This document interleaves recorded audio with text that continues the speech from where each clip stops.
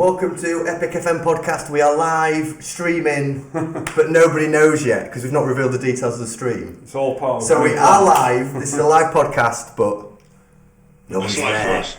Yeah. Thanks for watching. If you're watching on YouTube, please like and subscribe. If you're watching us on Twitch, I think you can send us money somehow. We've not worked out how yet, but Liam Jordan has promised to send us all his cash. So Liam, press what you need to press. I'm Paul. I'm Brett. You can I'm speak Gav. now, Gav. Hi, Gav. Oh, thanks. I can speak now. We were like, Gav, don't ruin the intro. Don't say anything. Breathe. Yeah. This is nice. It is nice. It is nice. good to be It's back. nice to be back. Me and Brett were saying before, when was the last time the three of us did an actual podcast together?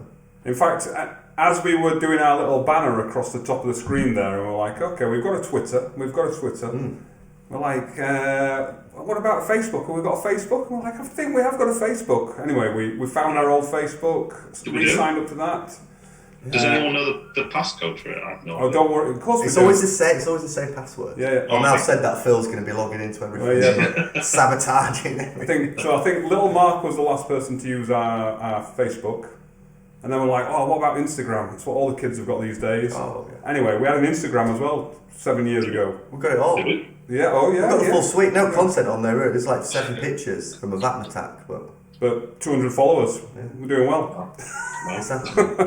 Gav, how are you doing? You're COVID. You're ill.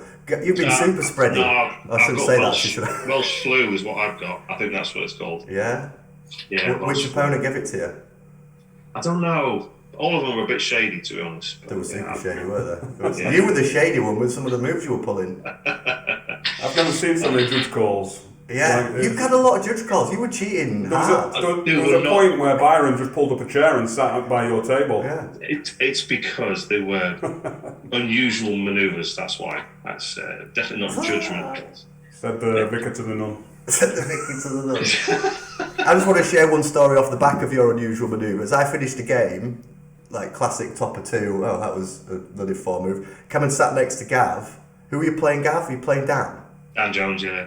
You're playing Dan Jones. Obviously, looked a pretty good game. Things were going quite well for, but everyone was set up. Gav just turned to me and went, "I can kill him on a 4-up." Tell me what? Sitting down, said, "You kill me on a 4-up?" I said, "Yeah, I can kill you on a 4-up." Like what? It was a. I didn't think we were playing GW games anymore. Yeah, I thought you that's only had 4-ups in GW That's games. right. Well, we had to clarify as well because he's like on 2 dice. Is that no? On 1. Yeah, 2 days on a 1. Yeah, because I thought that. I was like, what goes off on a 4-up? Gav's assassination run. Yeah. Yeah. It's just a coin flip. We come on to it. Yeah. But this is nice. We're going to break it down. We're going to have lots of content coming out in the coming months as we find our way through all the different Twitch channels and YouTube stuff we're going to do. But we wanted to talk about the Welsh. We certainly did. So the Welsh was this past weekend. So huge shout out to Martin Jenkins, Byron, the team there, whoever made all the Welsh cakes, the dice bags, everything. Like I don't think we can say enough good things about those guys. So huge great. shout out. But I didn't get the Diplomat Award, which was a scandal of the century. Everyone's talking about it online. Did you see after the tournament, Gav? There's people going mad. Oh, how did Pornoff get the Diplomat Award? I mean, Best game I ever had.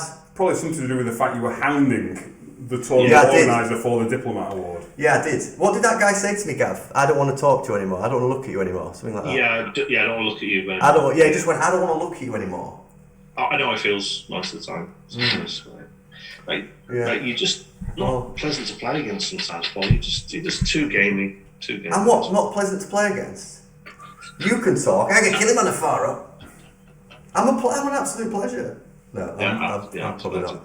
But yeah, what they did great, didn't they? What a cracking. Yeah, I think it's important to just recognise, isn't it? So they were the first sort of major tournament to be held here in the UK. The Welsh in the past has had over 200 players, right at its peak, sort of pre-COVID. So amazing to get the number of players they had. I think they had 90-ish players this past weekend.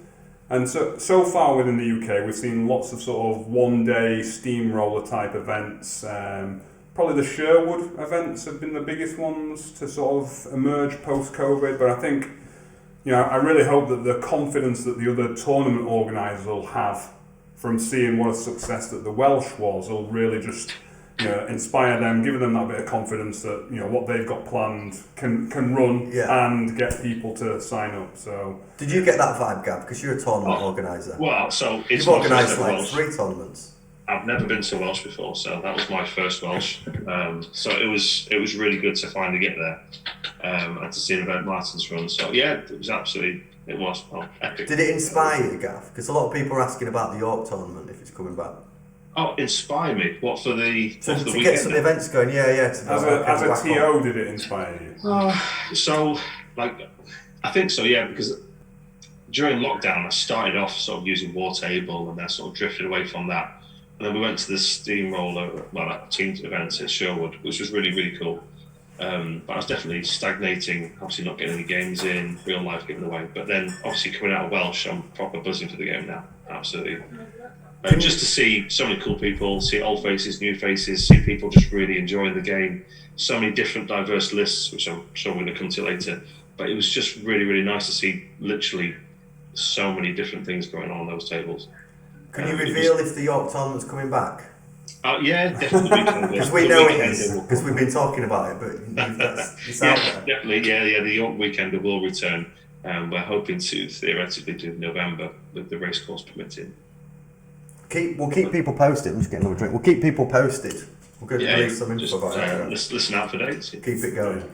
So on the note of old faces. Well, I mean, so old faces, but I think we should at least recognise new venue. New venue, new Welsh. Yeah, I took a lot of pictures of that. It was very impressive. Yeah, first time I've been. In fact, probably first time we've all been. No, I played a tournament there that should not be named. Oh, one of those. Yeah, it was a Yahtzee event. You just roll loads of dice. Loads of 4-ups. It was meant to have. This is funny because Norbert was like, "I'm going to organise this AOS event for all the War Machine players that went to play AOS," and you and Norbert turned up. Yeah, and 2 people from Sweden who were like, "Where are all the War Machine guys?" Turns out they're not playing AOS. Yeah. Well, so there's 4 of us.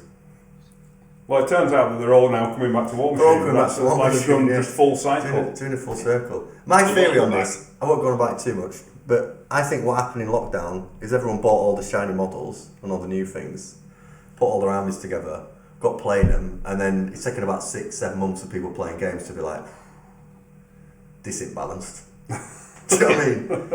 This ain't that good. This ain't that good, and then they're like, what? It's like that meme, with the guy looking back. It's like, what's that rule set that's actually quite good? How do you win? How do you actually win? Who goes first, round by round? Is it just a dice roll? Just roll dice. AOS just roll dice. That basically determines the win, doesn't it? Well, Gav would quite like it. You both like it. You help your opponent too much. We'll come on to this. Yeah. You can have your opponent all you want if you're going twice. But basically, Gav gets a chance on a 4-up every turn. He could win the game because he gets a double turn. That sounds reasonable. I'll take those odds. So anyway, new venue. Really nice venue. As Gav and I were driving down, we were just driving through the sort of industrial estate, and we were taking a little bet. We're like, okay, it's moved from a carpet showroom, and Gav was like, Gav gambled car showroom. And I was like, no, I'm going to go tile showroom. So we had our little bet as we were going down there. Got to the venue, very nice motorbike showroom. Close. So close. Yeah, close. Great venue. Yeah, really Rob nice. Always does a good job. Even in the early days, it was pretty good fun. The venues have always been good. So it's really bright. It's really airy. It's not stuffy. It's completely at odds to what your stereotypical gaming venue would be like. No bone touching. Really good. Yeah, top quality. Yeah, so I mean, if you've not been down there, get yourself over there. If there's an event running that you think, shall I head over? Definitely get yourself signed up. Highly recommend it. Great venue. Yeah, and the date's up for next year, so get it in your diary. Already? Get there. All those players coming back, get it in your diary. So, in talking of faces, Gav said it was nice to see some faces. It was wonderful to see some people I hadn't seen forever, for 6 years. Well, this is sort of it's not just lockdown we're talking about, though. No, is it? It's like proper old. It's like Mark II War Machine. Mark II War Machine. Yeah. Mark 1 War Machine. I played a Mark 1 War Machine. You played a Mark 1 War Machine. I'm a Mark 1 War Machine. You're a Mark 1 War Machine. Moke was there. It's amazing to see Moke. Spent many tournaments with him, including the infamous one at WTC where he smashed his face open on a tiled floor and a Polish Still got PSTD about that. That was an interesting evening. Yeah, that's maybe for another time. Yeah, That was interesting evening. Nathan Hall, great to see Nathan. Yeah, Padge. Lovely guy. I was. Sorry, Gav, go on, mate. Padge was there as well. Padge. The old podcast team. Lovely to see Padge. I've got a feeling if we've had missed people out now, so just double check. Hang on, I'll open tiebreak and just go through everyone. Terry, there's loads of characters. There's great Martin. There's tons of people. It was a really nice reunion of. Gav Roth back on score. Gav Roth, yeah. Gav Roth was there. Lovely to see Gav. People were like, maybe Ash Mitchell should be here.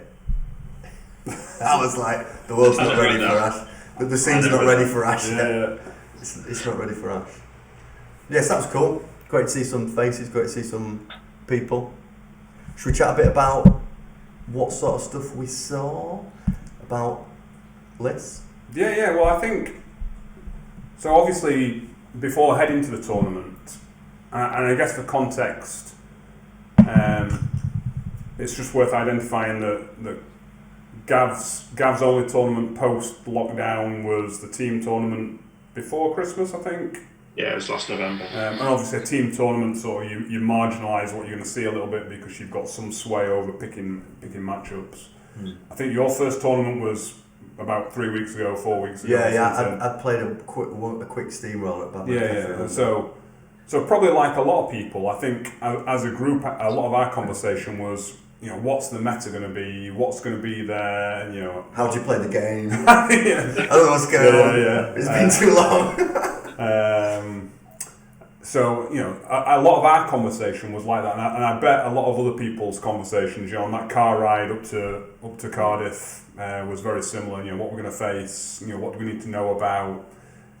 So I think what we thought was we'd just dedicate a good chunk of this podcast to talking about what we actually faced, what the meta actually looked like, what factions were there, what the general makeup of people's lists was, as opposed to just giving you a series of battle reports. So, and I have a conversation about that because I think that dynamic update that took place last year has done such an amazing job in terms of getting models on the board that we've just not seen forever.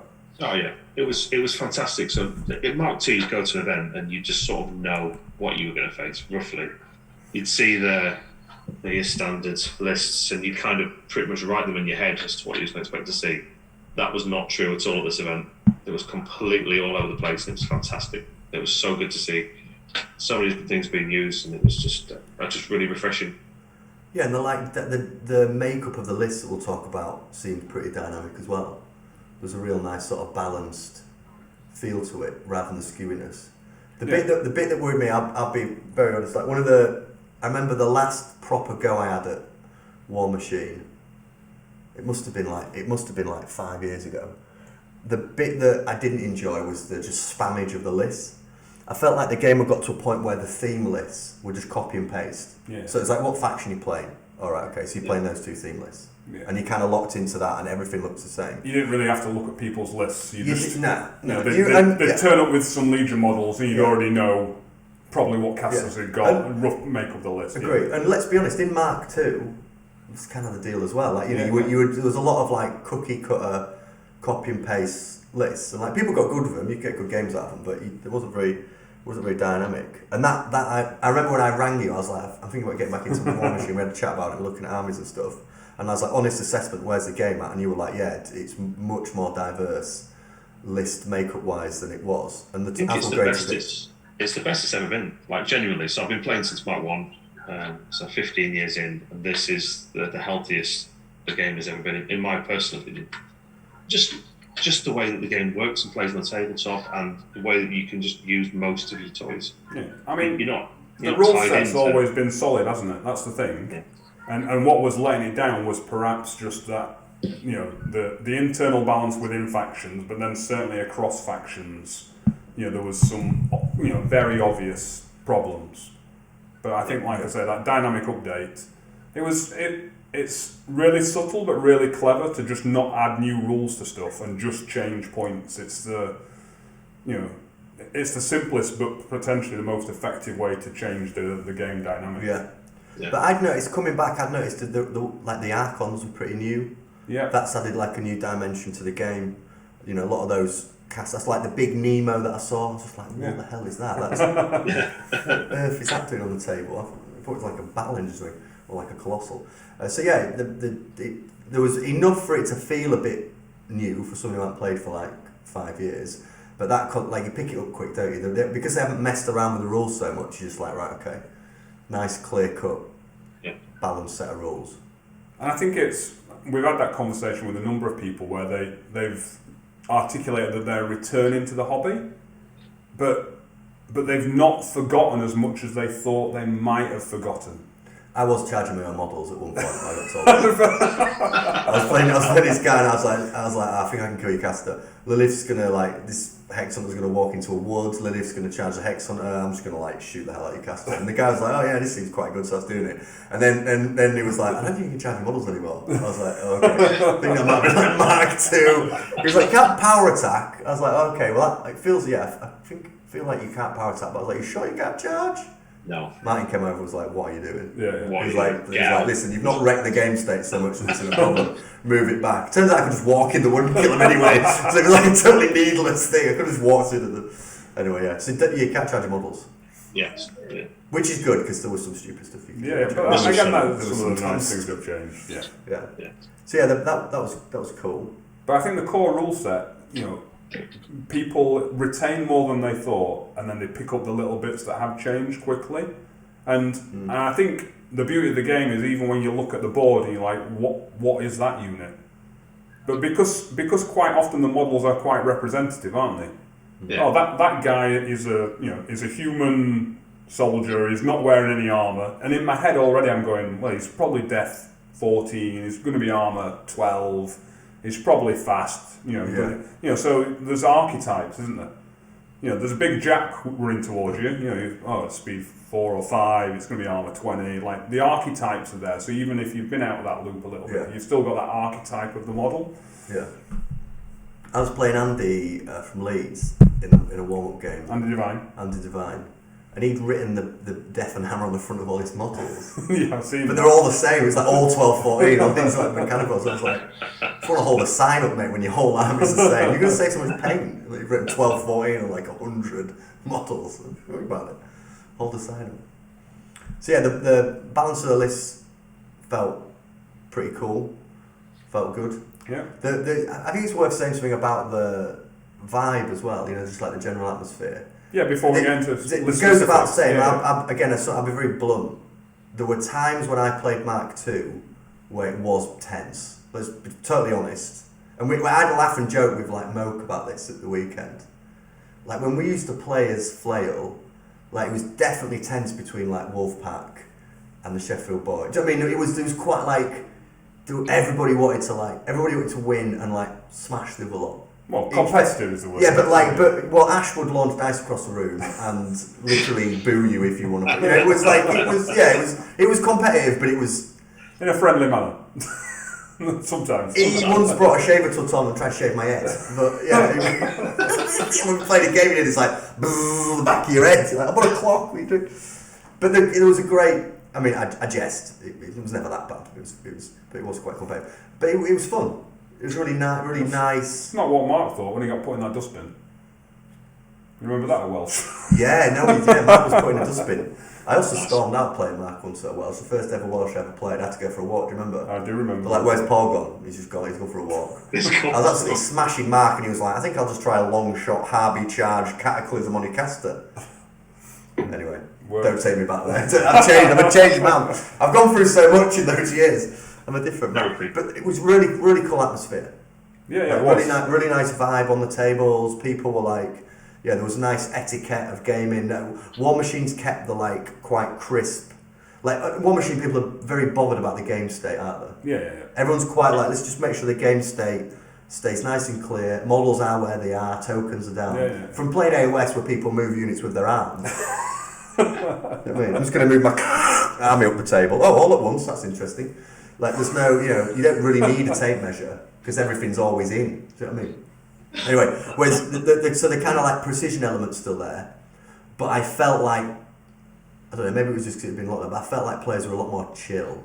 There was pausing of clocks just to like have a chat. Yeah, and like resolve something. Yeah, or like pause. Let's just check everything. A rule. Yeah, I saw people doing it a few times, like at the end of a round, pause the clock. Right, should we just check the scenario, Scott? Yeah, cool, happy with that, right? And that's just kind of let's just check in. Whereas in previous years, people, I mean, to be honest, I did this a few times. And I felt like a bit of an ass. I was knocking clocks back on tough.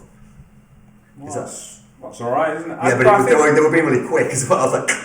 Do you not think that's just part of, so obviously War Machine at a tournament level is a competitive game, but then there's almost a whole other level that when we get to sort of like big national tournaments, international tournaments, and then another level again of WTC, and probably a lot at the time, a lot of that was dictated by the fact you were playing in the WTC. Yeah. So you were in that mindset of that's how you had to play. You had to, your clock was a resource brutal. in the same. If you were like, I'm going to activate that Carnivian, people would be like, oh, okay, you've activated the Carnivian. Yeah. Well, can't go back now. That's Anyway, so the atmosphere felt good. Gav, you feel that too? You felt a good vibe, didn't you? Oh yeah, definitely. Yeah, well, I was just there to have fun, so I've literally never really played much since lockdown. Like I played 2 games this year before I went to the event. You just showboating. You were killing it. So I've just gone with the intention of just having a laugh and having fun. And most of my opponents, I think most of them enjoyed it. I hope. Dan Price did. Was it Dan Price when he said he was going to kill you on a 4-up? He didn't enjoy that. Dan Jones didn't enjoy it when you said he was going to 4-up in. But he rolled a 1. Of course he did. I rolled a 1. I did. Yeah, spoilers. A 1 was rolled. He rolled a 1. So all my opponents, like everyone that I met and talked to, everyone just seemed really positive and in a really good frame of mind for the game. I think it was just refreshing and really nice to get back to that kind of thing. Yeah, definitely. Have we got some stats break? We've got stats breakdown to give people because we went through and counted. Well, I mean, first of all, we talked about the game being in what we consider to be a really healthy position, like lots of balance. So I'll just give you some, I guess, faction stats. So Circle was the most popular with 12 players, but then closely followed Legion, 11. Then there was just a raft of factions with sort of 7 and 6 players. So Trolls, Kador, Signar, Retribution, Crix, Minions, all in that sort of middle bracket.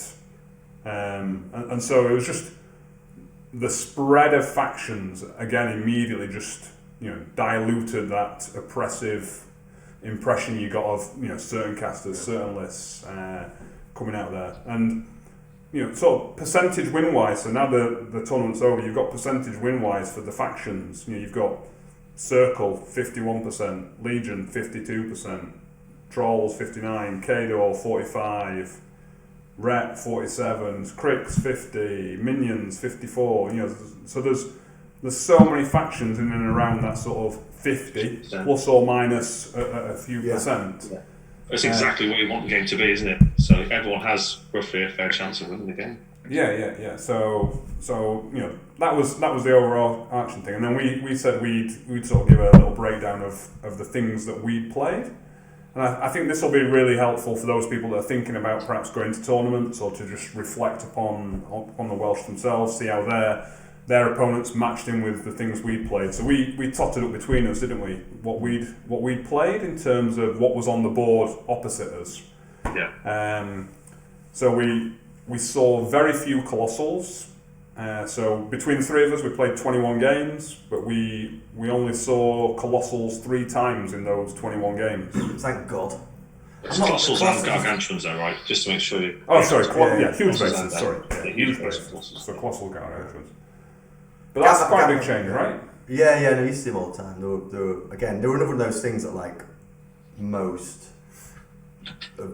people have won their 2 lists that have like a Colossal in. Yeah. If not 2. Gav's laughing. Those Colossals you bring to events that are literally on like a massive stone are so ridiculous. I'm cringing because one list had 1 and the other list had 2. Yeah. So luckily we didn't play you, Gav, so otherwise you'd have contributed to our stats would have stats. been way up, yeah. So yeah, that's the Colossal situation. In terms of battle groups, then, if we just continue that theme, we saw 65 heavies. So on average, just over 3 heavies per match we were lining up against. And again, when I think back, that felt about right. A couple of times I played like Legion Minions where they maybe got 5. But then I played other lists where there was just like 1 or 2. How about you guys? Yeah, so I played some games that had no heavies, and some games, like I say, that had like 5. But yeah, probably have an average like 3. So I played Signal and Rep. They were taking the fewer heavies, definitely. But they were spamming the lights instead. I played one list and person who had quite a lot of heavies, funnily enough, who did quite well. Congratulations to Rob McCall for winning the event with a lot of heavies. We're not going to get into it today. Today's podcast is about that, like, more the bigger picture, right? The bigger picture, what was it like? Yeah. But other stuff we do, we'll really get into the detail of things because we enjoy that. Don't we? Like getting into detail, and I'm sure we will talk at some point about Karchev. His effect. Brett's not saying anything because he's like, I literally. Brett's like, I don't want to talk about Karchev anymore. I've come round for the whole weekend, and he's like, he's got a Karchev list that he's going to play against me. Like, all he said is, I want to play Karchev. I'm like, oh. I'm like, well, I'm not dressing up my Signar robots as bloody Kadorians, so he's assembled him. Just spray red, it'll be fine. So about just over 3 heavies per match. And again, I was thinking, so I took Circle at the weekend, so I probably run a little higher than that, but I mean that's a Circle list at the moment, isn't it? Probably 4, 5 heavies sometimes. But again, it feels about the right level. But equally, I played a couple of lists. So I played Maylock, for example, that got 3 units of Gators. I played a Circle Mirror Boulder that had got the Tharn in it. So it's not that infantry weren't there, but as a guide in terms of battle groups, 3 heavies seems a reasonable number. What casters did you take again, just for people? You had Wormwood. Chromac was my captain. Captain Chromac. Lights-wise, the 3 of us, we just saw 1.2 lights per game. But this is probably where we had our biggest range of score. So I only saw 4 all tournament. Wow. Whereas Gav, I think you reported 13 in terms of your game. So 13 lights, but that was... you said the Ret and Signar? Ret and Signar, yeah. So those Ret lights, I think they're called Harpies. Yeah, they're very good. Is that with the Ratified 2 knockback gun? Is that the one? Yeah, Thunderbolt. Yeah, so I saw a lot of those. 2 Ret games, and then Chargers in Signar as well. And I played against Troll Play. He took an AXA, so that was my lights that I saw. But so it probably gives people an idea of a battle group you might expect to see. Yeah. If you're thinking in your head, what have I got to deal with? 3 heavies and a light, then that was pretty reflective of what we played across the week. But I think if you do the points on that probably tells you that they've spent points elsewhere. Yeah. Even a pretty premium heavy, say a 15-point heavy, there's 45 points, and then add a 10-point light to that or something, you're at 55 points. But 30 of that will be your War Jack or War Beast points, so 20 points spent still leaves you plenty of points to spend on your other ancillary pieces. Yeah. So, not character solos, but like impactful solos, so powerful solos were in most lists. So I think solo removal is probably a really important tool to have in your list going forwards, definitely.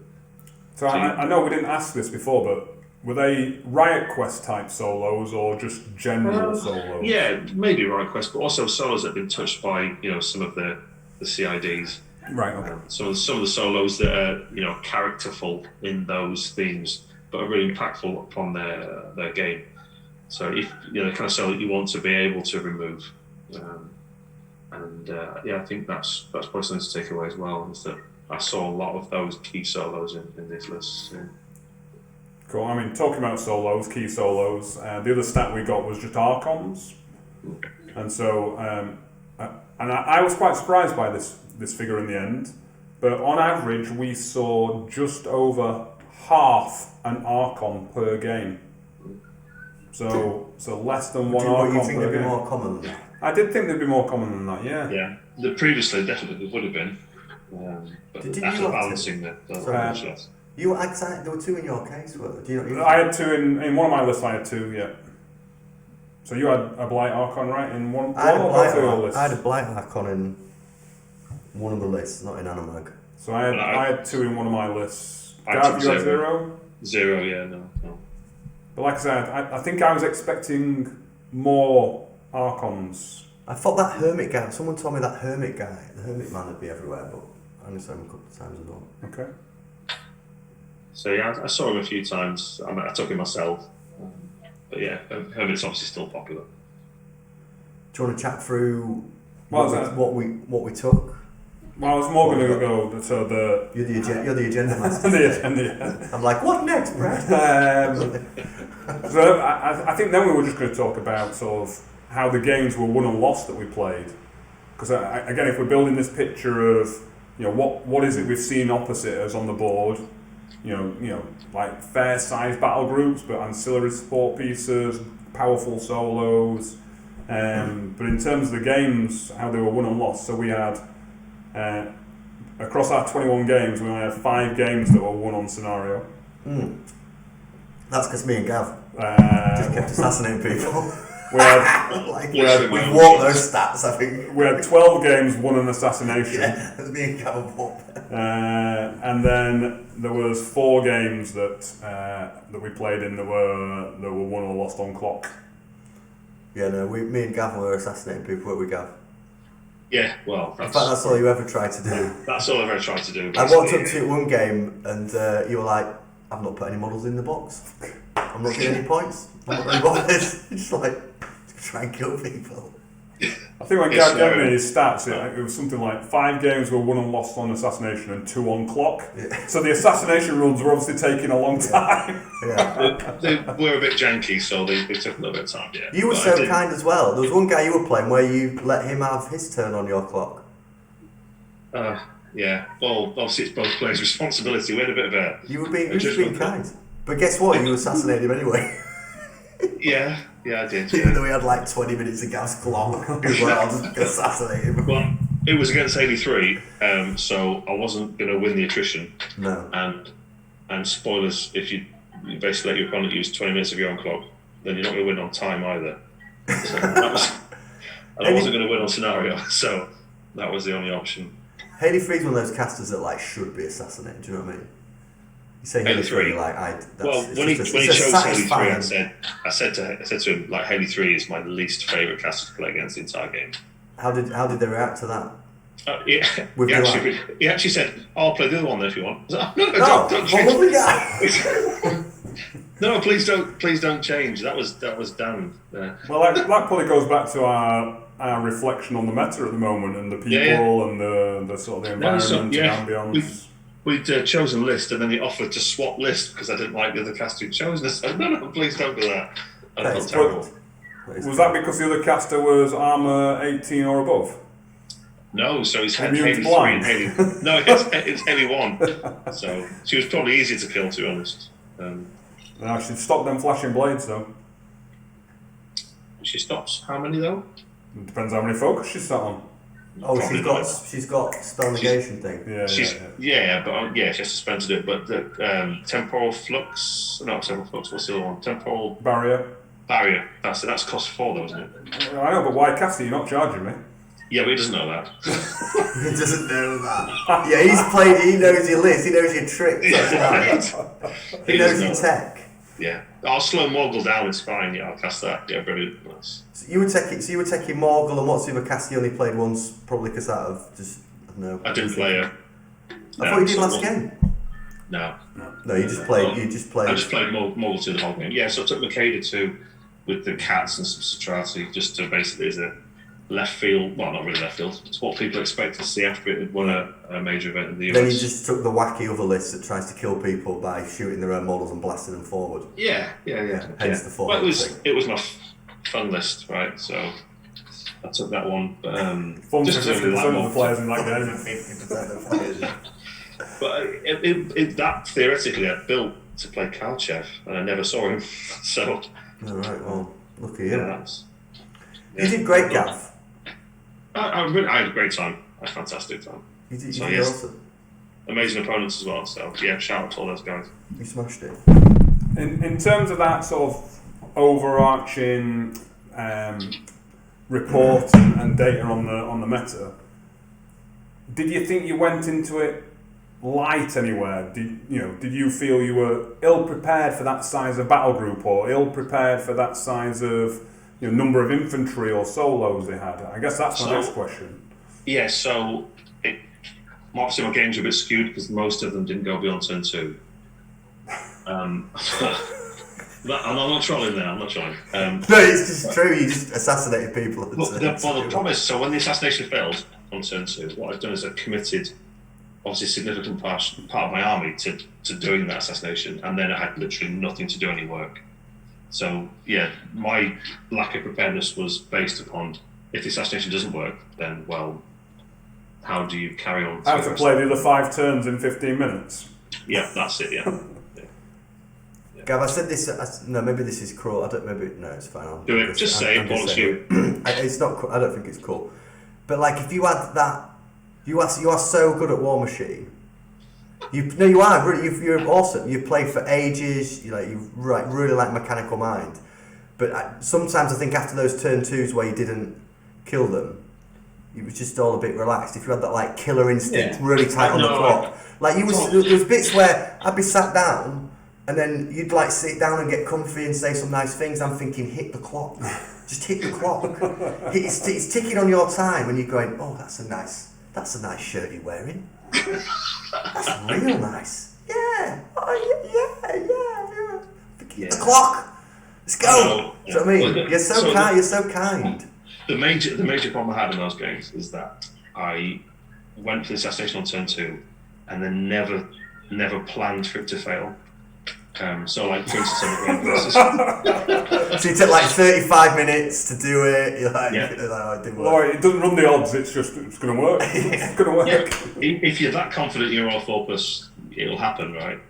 I mean, you say that, but you did. How many games did you lose where that happened?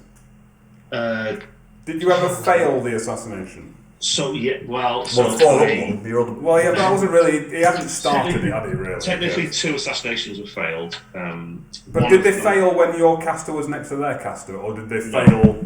No, never. Way before that. No. So the assassinations failed when first time I forgot to put Serenity on Morgul before sending him forward.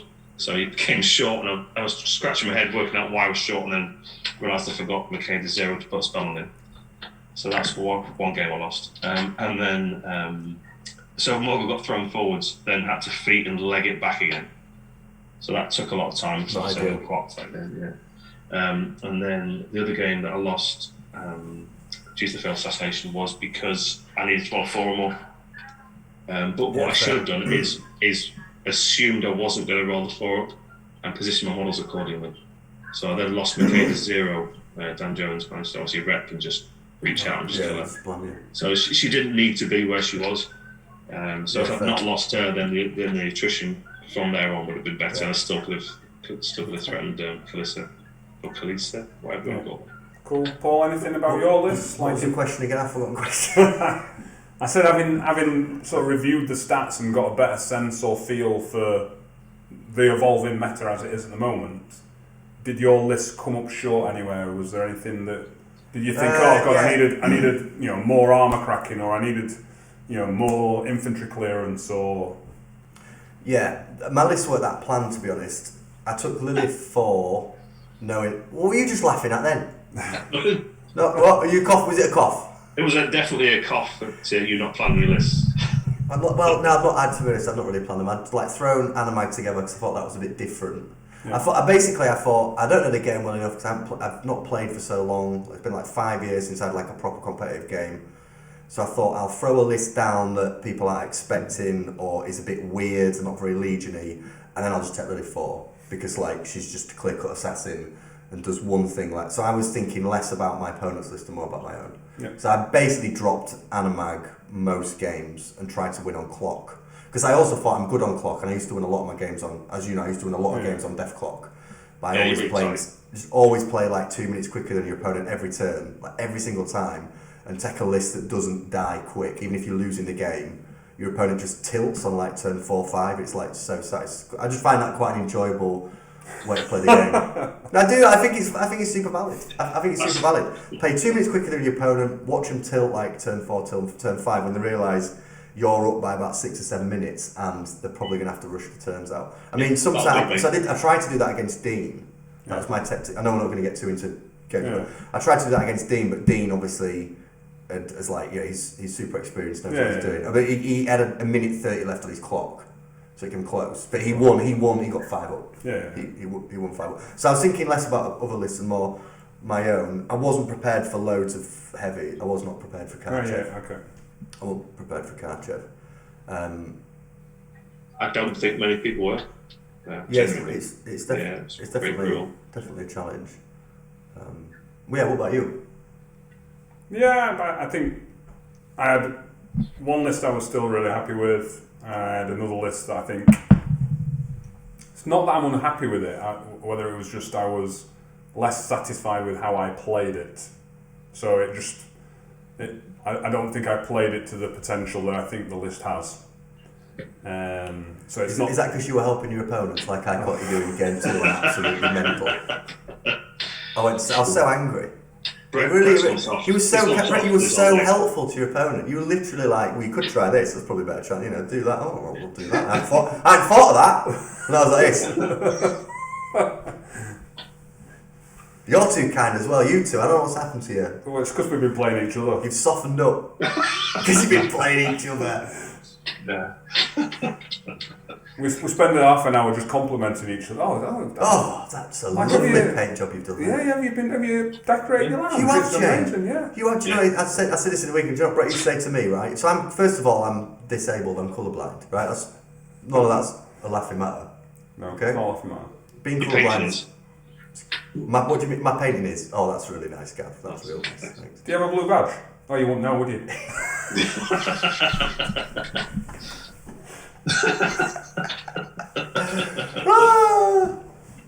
No, I don't have a blue badge. And also, I wouldn't know, but I don't think I have. I don't know. You have to think. I'll tell you. You'll tell me. We'll find out if I've got a blue badge later. But anyway, so that's one of my disabilities is my colour blindness. Okay, my other one's being left-handed.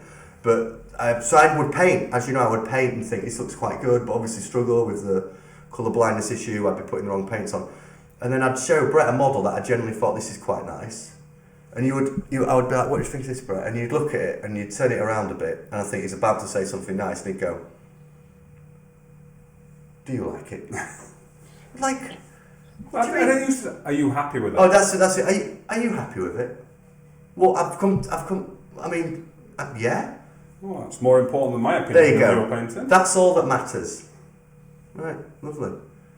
Well, anyway. But if you ask me now, Paul, now I'm a reformed, very nice chap. What do you think of some of these? Whoever you bought them off has done a good job. I didn't pay them.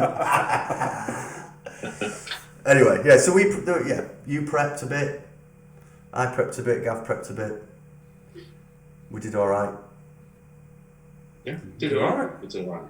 I had a great time. That's the main thing. Everyone had a great time. We're all winners. Yeah, absolutely. Yeah, and I guess was there another agenda item while we wrap in? No. I think that was it to get us back in it, wasn't it? I think that gets us back into the flow of things. It's great to be doing this again as well. It's really nice to be able to chat with you guys and do some Flail podcasting. We've got a bunch of stuff. We trying this out today. It's going to be on Twitch. It's going to be on YouTube. We've obviously got all the accounts at the top of the page, so make sure you follow us. Also, like really up for ideas on what sort of content people are interested in. So if there's something you want to you want us to chat about in particular, just get in touch with us on any of those social media outlets. The right words? I literally work in social media and PR and I can't think of the right word. Give us a shout and we'll keep creating some content.